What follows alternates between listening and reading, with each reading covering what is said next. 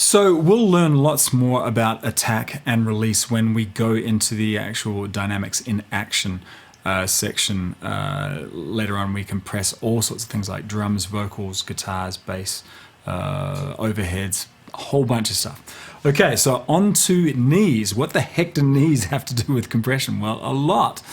A knee is how gradual the compression is in terms of how abrupt that gain reduction is when we detect that that threshold has been crossed. Let's see this kind of visually rather than all this talk. Okay, so I've gone back to my electric bass here, and here's where we're going to look at this control here, knee. And like I said, basically a hard knee means that it looks like a hard knee, right? There's a discrete angle right there at the threshold where, look at this graphical display here, as we soften that knee up, it kind of makes that more into a curve rather than just a sharp angle. And so here's how we can kind of experiment with this.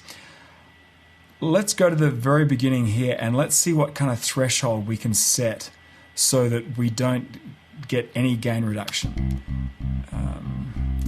And I think it was around -18.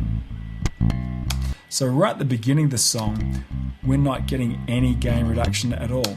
That's because this is a hard threshold.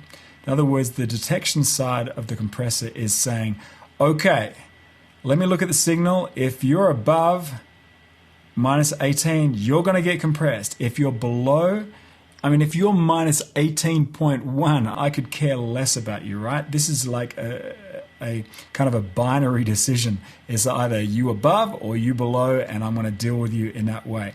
But as you can see with the knee, this is a much more nuanced kind of position. It's saying if you're below, you are going to get compressed, but you're not going to get as compressed as hard as you would be if you're above that threshold. So what does that end up giving you? It gives you a kind of a more transparent compression. Let's test this by this example. We saw it right at the beginning.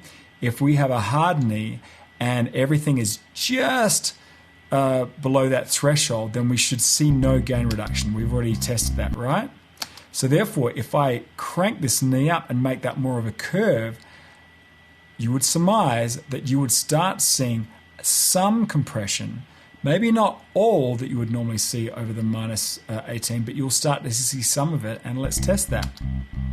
Sure enough, it's barely ticking over. It's like -1 to -2, which is, almost imperceivable, but what it allows you to do is just give you just a more natural sound to your compression.